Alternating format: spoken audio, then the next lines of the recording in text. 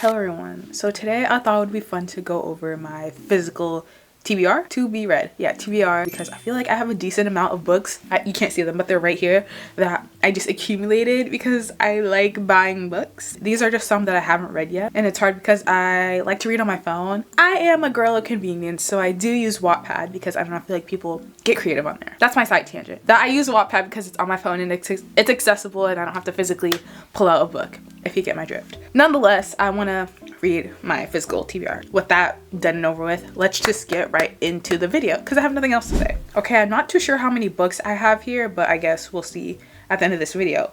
But I will also read the description of each book because why not? I feel like that gives a little, insight onto the book. The first book is Does It Hurt by H.D. Carlton.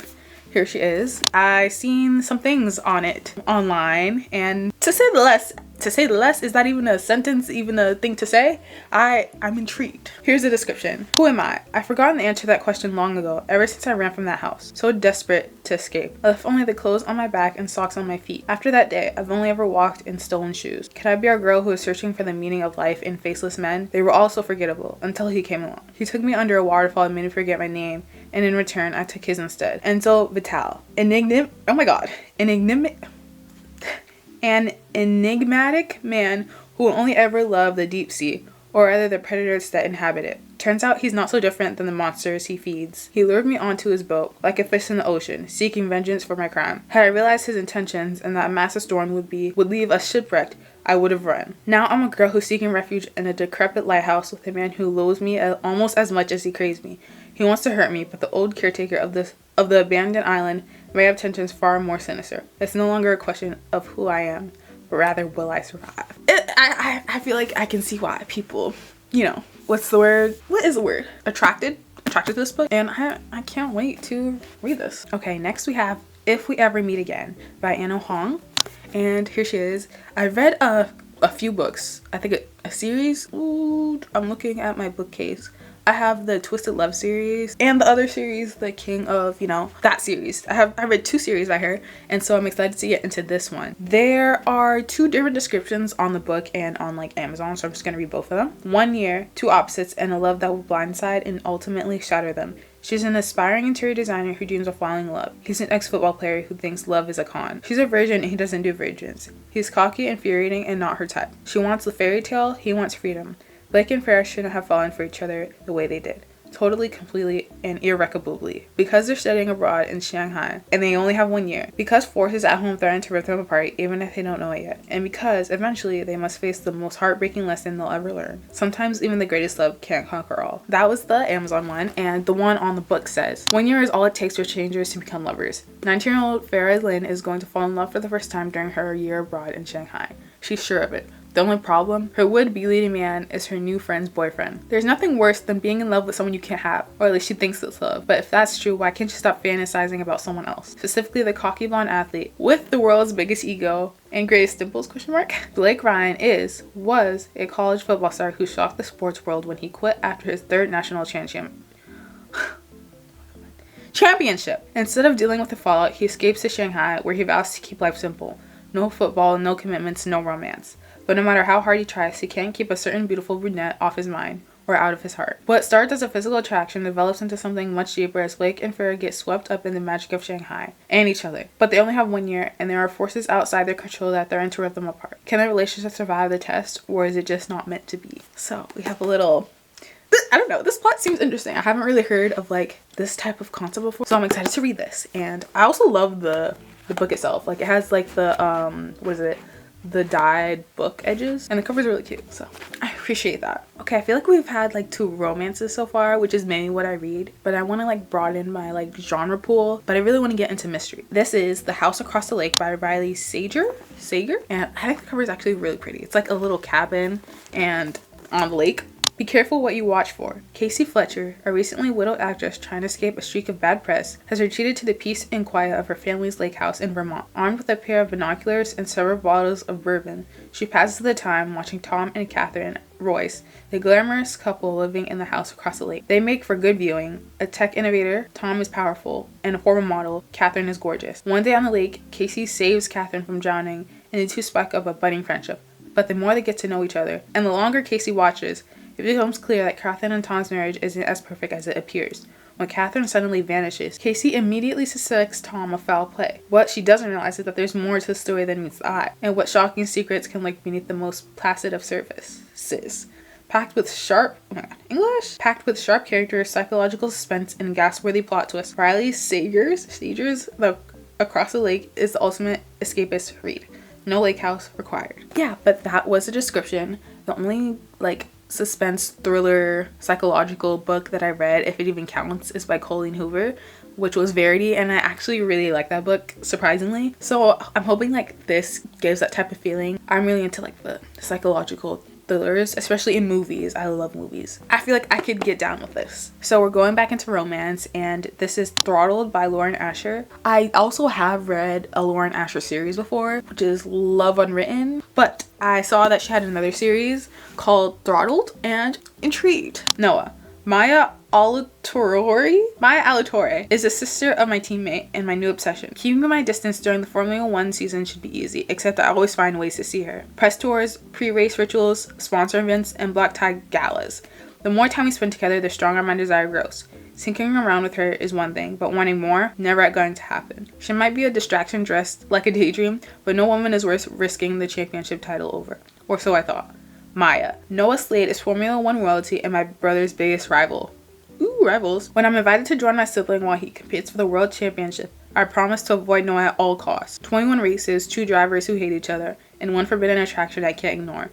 Developing feelings for Noah wasn't part of my plan, but then again, neither was anyone finding out. Turns out the man I was warned about happens to be the one I can't stay away from, even if he breaks my heart once the season comes to an end. So we have a racing book. The only thing I've in that realm I feel like I read was Icebreaker. Did I read that series? I think I did. Ice with hockey being my point as one of the main focus, and I did read a series on Wattpad, Path to Redemption or something like that, where it was boxing. So I feel like I'm happy to incorporate racing. Next we have Flawless by Elise Silver, yeah. We have the Flawless series. So this is an interesting story. This has an interesting story for me personally. I think I've actually captured this on one of my videos where I either read romance books for 24 hours. Yeah, I think it's that video. But I actually read another book in the series without knowing that it wasn't the first one. When reading the other book, it felt like I was missing something, because clearly we were talking about characters that we were supposed to know in this book.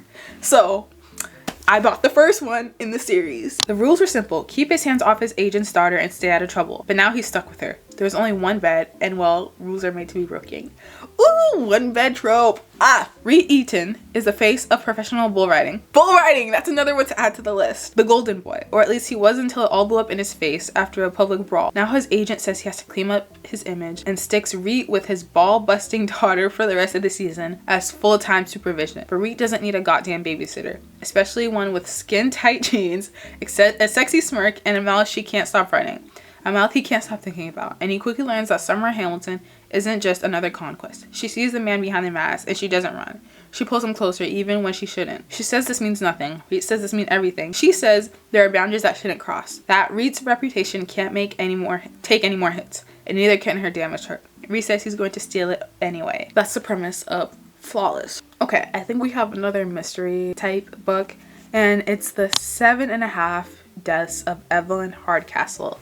And let me just say, this cover is delicious. This cover is, it satisfies, it tickles my brain. So again, these have different descriptions on Amazon and on the back of the book. So I'll read the one on the book first. At a masquerade ball thrown by her parents at their English country house, Evelyn Hardcastle will die. She will die every day until Aidan Bishop can identify who murdered her and stop the killing. At the beginning of each day, Aidan wakes up at Blackheath House in the body of a different guest of the gala he attended the night before, and some of those guests are more helpful than others. The 7.5 Deaths of Evelyn Hardcastle is a breathlessly inventive gothic mystery that follows one man's quest to find the killer within a mind-bending temporal loop where no one can be trusted and nothing is quite as it seems. What it seems. The 7.5 Deaths of Evelyn Hardcastle is a breathlessly addictive mystery that follows one man's race to find a killer, with an astonishing time-running twist that means nothing and no one are quite what they seem. Aiden Bishop knows the rules. Evelyn Hardcastle will die every day until he can identify her killer and break the cycle. But every time the day begins again, Aiden wakes up in the body of a different guest at Blackheath Manor, and some of his hosts are more helpful than others. I found this concept really interesting because I have not read a book like this. I'm scared that I won't be able to wrap my head around this concept. I don't know. Again, I wanted to step outside my comfort zone and try something new. Okay, next we have My Killer Vacation by Tessa Bailey. And my actually sister-in-law got this for me like a couple Christmases ago. I think I started this book, but I literally have my bookmark here. I started this book, but like I couldn't get into it. Maybe it's just the writing, but yeah, I want to try it. I don't like to DNF books. I'm that person that will suffer through a book even if I don't like it. It was supposed to be a relaxing vacation in sweet sunny Cape Cod. Just Taylor Bassey and her beloved brother. But discovering a corpse in their rental house has really thrown a wrench into their tanning schedule. Now a rude, crude bounty hunter has arrived on the back of his motorcycle to catch the killer and refuses to believe Taylor can be helpful. Despite the countless hours she spent listening to true crime podcasts, not to mention her fulfilling teaching career of wrangling second graders. Miles Summer is only there to do a job, not babysit an amateur sleuth, although it is becoming less and less of a hardship to have Taylor around. Sure, she's stubborn, distracted, and can't stay out of harm's way. She's also brave and beautiful and reminds him of home.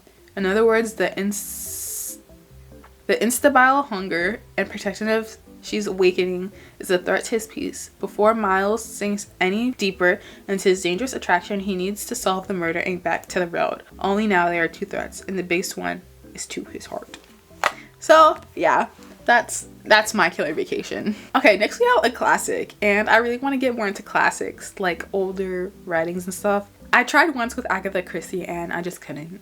Maybe I'll try again one day, but the writing was just so hard to like read because it's older, obviously. The text is obviously not the most easy thing to read. So I hope this is not the same thing. We have Pride and Prejudice, and I feel like I've seen a lot of Pride and Prejudice covers that look different. I've seen one that was like actually really pretty. I just looked out on Amazon. It was like a gold pretty cover. I could just show you. This is what it looks like. This is what I was seeing. And I know there is a movie. I think two movie adaptations. So I really want to kind of read this first before I watch anything. Though her sisters are keen on finding men to marry, Elizabeth Bennet would rather wait for someone she loves. Certainly not someone like Mr. Fitzwilliam Darcy, whom she finds to be smug and judgmental, in contrast to the charming George Wickham.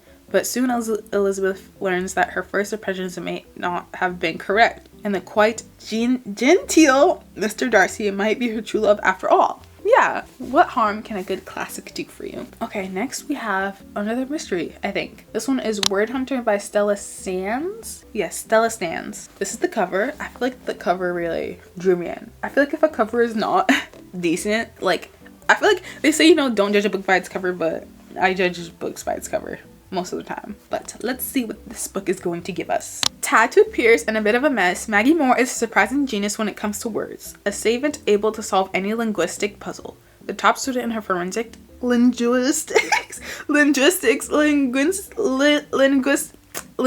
class. She's tapped by local police to use her skills to decipher harrowing notes left by a stalker turned rapist, and succeeds brilliantly. But when the daughter of a local mayor is abducted, Maggie isn't sure she's the right person to help the police solve the crime. Given what happened to her best childhood friend, Maggie just might be too close to this one. Yet, she knows the authorities in this rural South Central Florida town cannot crack the case without her special skill. Along with her new best friend, a Detective Jackson, Maggie begins to analyze the text, emails, and verbal takes of various suspects, and it comes to this disturbing conclusion that will rock this small community. That's Word Hunter for ya.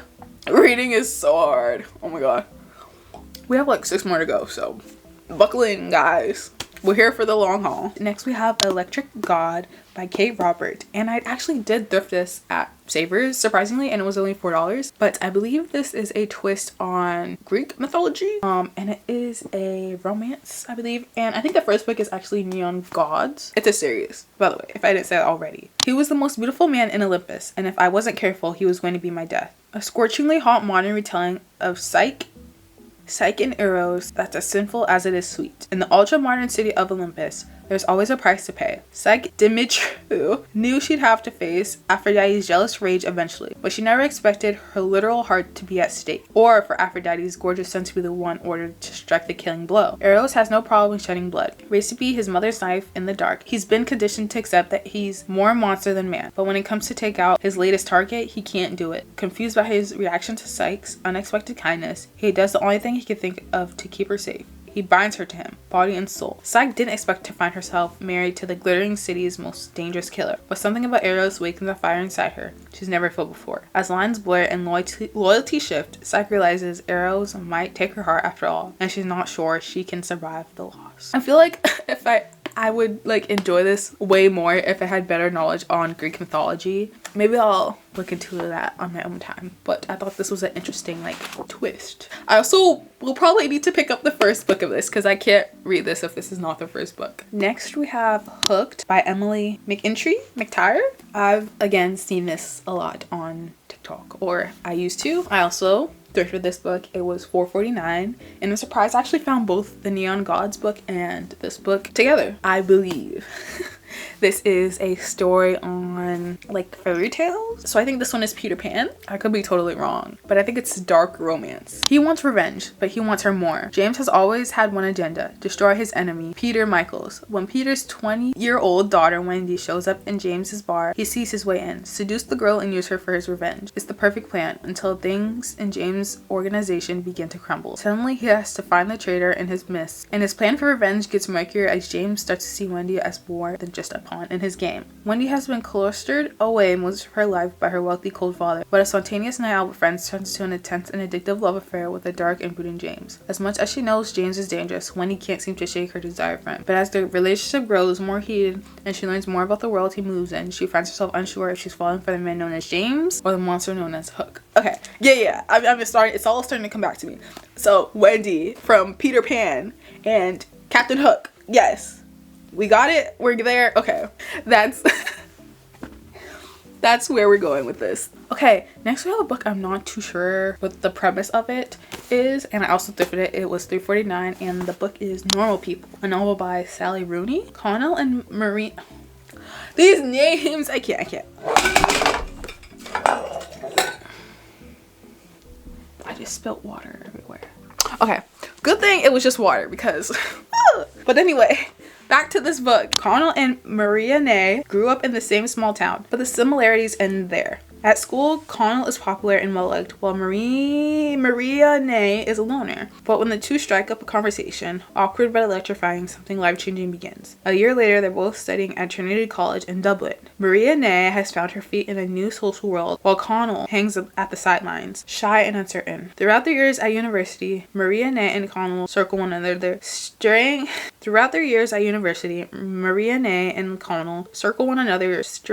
toward other people and possibilities, but always magnetically, irresistibly drawn back to each other. And as she veers into self-destruction and he begins to search for meaning elsewhere, each must confront how far they are willing to go to save the other. Normal People in the story of mutual fascination, friendship, and love. It takes us from the first conversation to the years beyond, in the company of two people who try to stay apart but find that they can't. So yeah, I think it's just like a nonfiction book. Interesting stuff. Next we have Instructions for Dancing by Nicola Yoon, and I have no idea what it's about, but apparently the other books that this author has does kind of sound familiar. Everything sounds familiar. The Sun is also a Star does also sound familiar. Evie Thomas doesn't believe in love anymore, especially after the strangest thing occurs one otherwise ordinary afternoon. She witnesses a couple kissing and is overcome with a vision of how their romance began and how it will end. After all, even the greatest love stories end with a broken heart. Eventually, as Evie tries to understand why this is happening, she finds herself at La Brea Dance Studio, learning to waltz, foxtrot, and tango with a boy named X.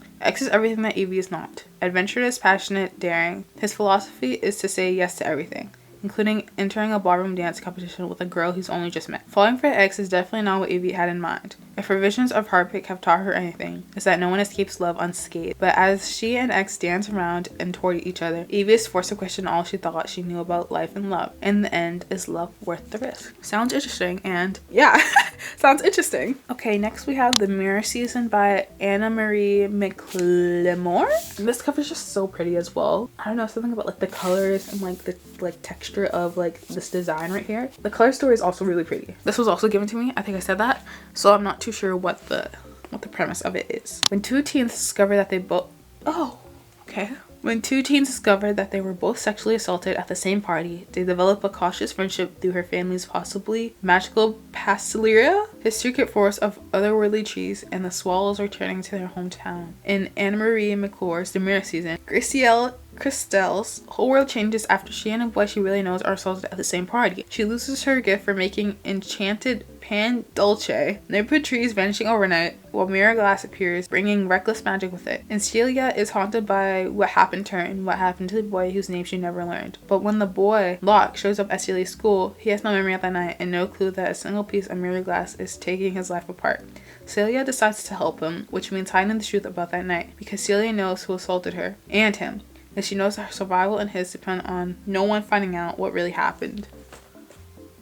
I don't think that helped me understand what this book is about. I'm sure I'll discover the plot when I read it, and if I'll read it. Okay, next is actually a book that I started and didn't finish because the language. Again, the language is a thing with me. But I will say the cover of this book is actually really, really pretty, and that's one of the reasons I bought it. The book is Never by Jessa Hastings, and if you guys can't tell me that this cover is like not the most prettiest thing. Like, I don't think the camera is not even doing it justice with how like the details and like everything about it. And again, I think this is a twist on fairy tale. Yeah, Peter Pan again. We have Peter Pan again. Never is an awful long time, period. Growing up, Daphne always knew Peter Pan would come for her. I'm just thinking about that one Taylor Swift song on Torture Post Department. The way he'd come for her mother and her grandmother Wendy before that. The darling girls, their stories are all the same. The forever young boy at their window after their 13th birthday, and the shimmering magical land behind a star. When Peter doesn't show for Daphne until she's 17, inexplicably full grown and with no excuse for his tardiness, Daphne doesn't know what to think. Still, she has always been told that Peter Pan is her destiny. It's beyond choice to take his hand and leap into the stars, no matter what comes next. But in Neverland, Peter's true colors begin to show. One moment he's making Daphne's heart flutter, and the next he's forgotten her entirely. So when Daphne stumbles into the path of Jameson Hook, the pirate son of Peter's nemesis, she lets herself get swept up in his vulgar charm despite the warning signs. Both boys are trouble and both have dangerous secrets about the strange fantasy land they call home. And if she loses her heart to either one, Daphne might just lose herself too. Again, language, especially time periods as well. If a time period is like way back then, it's gonna be harder for me to get into it. I made it like maybe 20 pages in and was like, I can't do this. Again, we'll try again. Okay, we're on to our last book, and we have a classic actually. We have Stephen King, It Bleeds. Just because like the cover like really like drew me in. I actually didn't notice at first, but it's a cat, but if you look closer, it's also a mouse, which I totally didn't see when I first bought it. I think I also tried to read a Stephen King book and that didn't go well. I don't remember. I could be misremembering. The synopsis reads, in January 2021, a small padded envelope addressed to Detective Ralph Anderson is delivered to the Conrads, the Andersons' next door neighbors. The Anderson family is on an extended vacation in the Bahamas. Printed on this envelope in large letters is, do not forward hold for arrival. When Ralph opens the package, he finds a flash drive titled If It Leads, presumably referring to the old news trope which proclaims if it leads, it leads. The drive holds a kind of report or spoken word diary from Holly Gibney, with whom the detective shared a case that began in Oklahoma and ended in a Texas cave. It was a case that changed Ralph Anderson's perception of reality forever. The final words of Holly's audio report are from an entry date, December 19th, 2020. I have done the best I can, Ralph, but it may not be enough. In spite of all my planning, there's a chance I won't come out of this alive. If I do die, and you choose to continue what I started, please be careful. You have a wife and son. Yeah, this is Stephen King still alive? I think so. That is Stephen King, If It Leads. This is a newer book of his. I do want to get into the older stuff as well. Okay, those were all the books on my physical TBR. I think there was 16 of them. I could be wrong. I could miscount. I hope you guys enjoyed this video, and I'm not sure what my next one will be, but I hope you'll join me for the ride. So yeah, I'll see you guys in another video. Bye.